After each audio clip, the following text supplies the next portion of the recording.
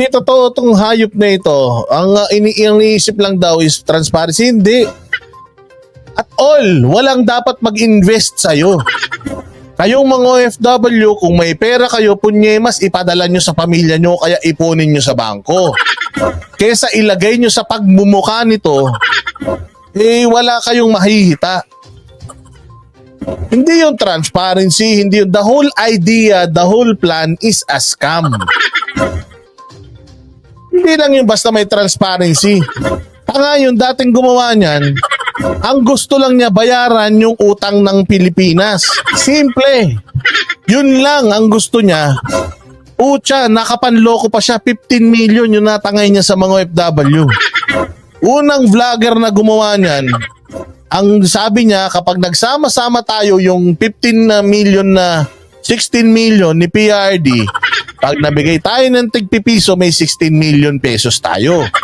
O ngayon, kapag nagbigay tayo ng mas malaki, mas maraming pera, matutulungan natin si PRRD na bayaran yung utang ng Pilipinas. Yun lang ang pinangako niya.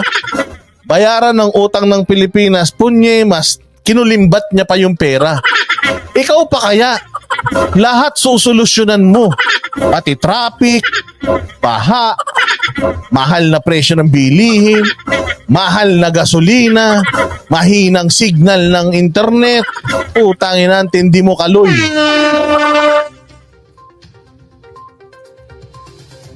Ang problema, Banat Bay, pag nagpunta ka sa kanya, hindi ka makaka-comment sa live niya kasi nga, kailangan subscriber ka. Hindi ka makakapag-chat pag hindi ka subscriber. Kaya nga natatawa ako dito eh.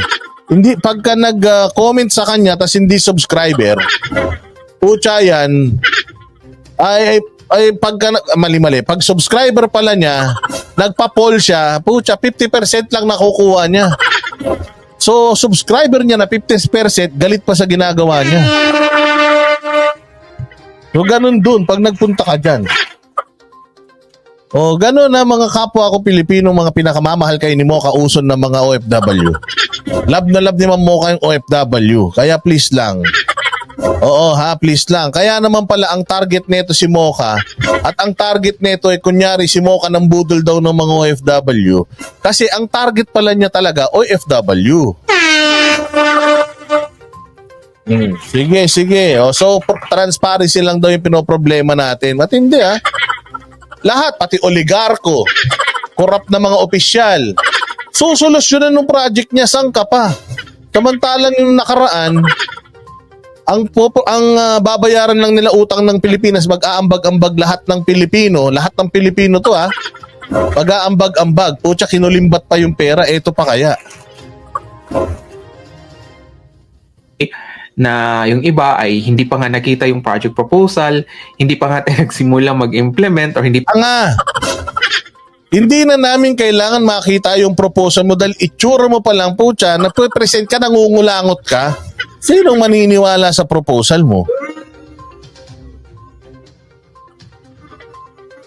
Oh, sige. Hindi pa nga na-approve ang project proposal, ay binabansagan na tayong scammer. Okay? Well, gano'n naman talaga ang yung mga kritik. No, nangulangot na naman ha, huli. Oh, tingnan nyo kung bibilugin ha, ko. Okay? Pero sabi ko nga sa inyo, I will not start yung implementation kung walang transparency. Okay, thank you very much, Rahel Boleza. Pwedeng i-report yan sa immigration dahil illegal collecting money and making business without a permit. Mga tiga-Canada kayo eh. Kayo magreklamo dyan. Kami i-expose namin yan, tapos kayo magreklamo. Para etong tulonggis na ito, mawala dyan at bumalik yan sa Pilipinas. Pagdating dito sa Pilipinas, pucha kawawa yan.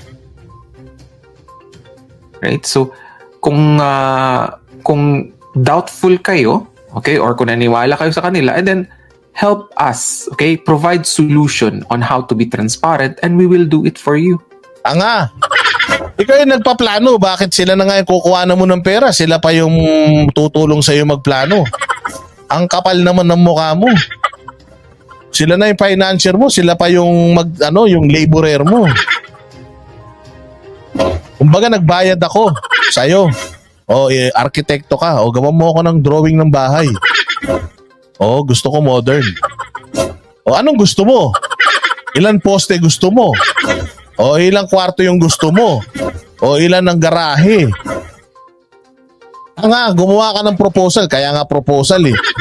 Meron kang idea, ibibenta mo sa kanila yung idea mo kung bibili nila, that is a proposal.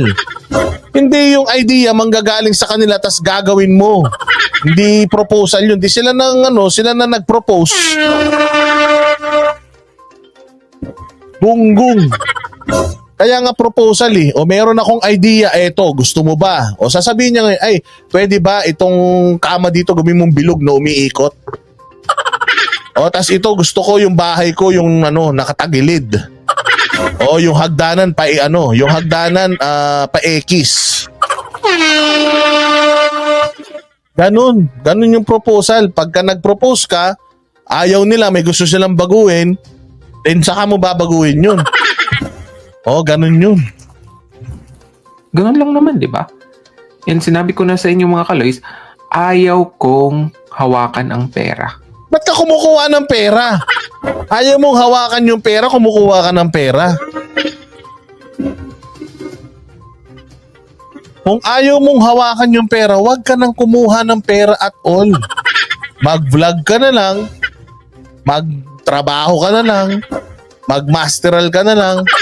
Ganun na lang, kumita ka sa legal. Kung ayaw mo palang humawak ng pera, gusto mong kumuha ng pera? Tapos pag nagbigay sila ng pera, hahanapin sa'yo, sasabihin mo, hindi ba sinabi ko na dati ayaw kong humawak ng pera? So hindi ako ang may hawak ng pera na yan. So sino? Sino ang hawak ng pera na yan? Yung manager? Kasi meron siyang manager at Bagong Lipunan. May ganun siya eh. So yung manager ang hawak ng pera, ikaw din yun eh. Loko-loko. Para kang si Pastor Kibuloy. Alam mo, tinanong na si Kibuloy niyan eh. Ni Jessica Soho. Sabi ni Jessica Soho, kanino po pumupunta yung yung pera ng simbahan? Pumupunta yan dito sa bank account na ito. Okay. So sino po may-ari ng bank account na yun? Ako. Di ibig sabihin sa inyo pumupunta yung pera. Kanino pa ba ako may-ari nito?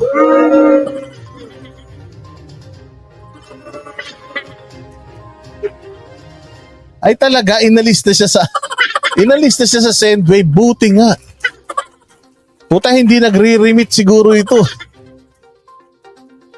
Baka sabi niya, magpadala po kayo sa Sendwave, wag niyong gamitin yung code ko. Ipadala niyo mismo sa akin.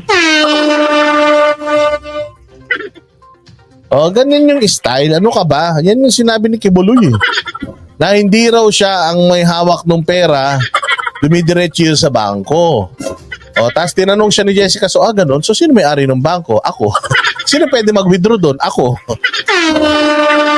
Tarantado. Loko-loko ka. Okay? So, help me decide on that. Diba? So, anyway, meron naman talagang kritiko kahit anong gagawin mo, di ba? Kabutihan, maganda yung intention mo, meron talagang kritiko yan. So, hayaan na natin sila and let's prove them wrong. Okay? Pag dumating na tayo dun sa malapit na natin ma-accomplish itong project na ito. Okay? So, let's prove them wrong. Gago, I'm sure hindi magfa-fly yan. Bakit? Because hanggat nandito ang Banatero, since siniraan mo naman kami noon, huwag ka mag-alala. Pucha, sisirain namin yung katarantaduan mo. I will make it I will make it a habit na magkaroon tayo ng daily dose of Project Abuloy ni Bagong Lipunan. Anyway mga kaloy, so yun nga, previous live discussion ay pinag-usapan natin yung project information. Tapos ngayon, okay, base dun sa ating napag-usapan previously ay nilagay ko na kung ano yung napag-usapan natin. Ano na pag-usapan? Pasok! Okay. So, dito mga kaloys, nakikita nyo ba mga kaloys or medyo maliit? Kung sa cellphone, I think visible na to mga kaloys, right? Or gusto nyo palakihan? Wait lang ha, paano ba to lakihan? Ayan. Okay na mga kaloys?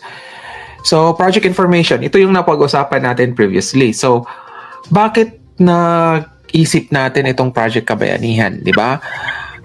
Kasi ito yung last hope natin, plan B. Sabi nila, mag-plan B, C na ba tayo? Kasi yung plan B ay hindi natuloy. Tuloy yung plan B, ikaw nagplano eh. Plan bobo ka eh. Yung plan B niya, si Inday maging presidente. Hindi na tuloy. So may plan C. Ano naman yung plan C, gago ka? Pag hindi na naman nagkatotoo yung may plan D. May plan E, putya hanggang letter Z. Sigurado ko uulit pa yan.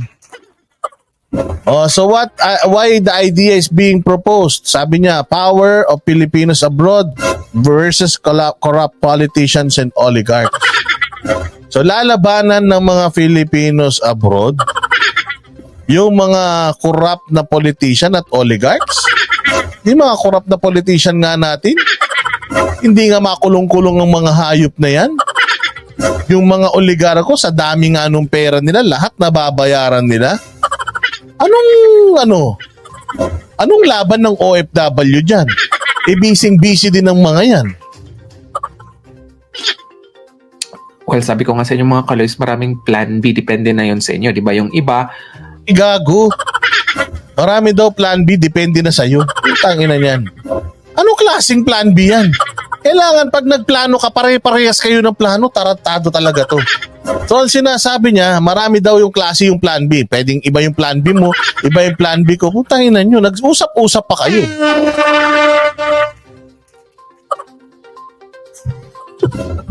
Ayop naman talaga.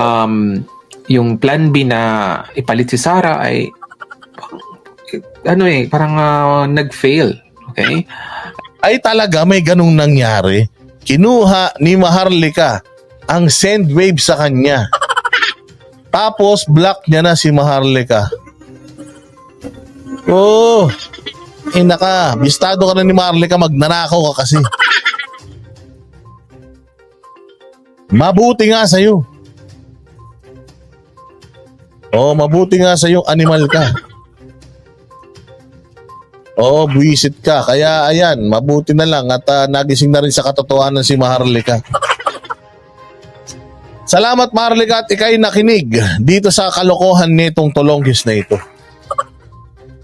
Ay nako, sige. Dahil dyan, ayan, putulin na muna natin at syempre, babalikan natin siya bukas sa kanyang project.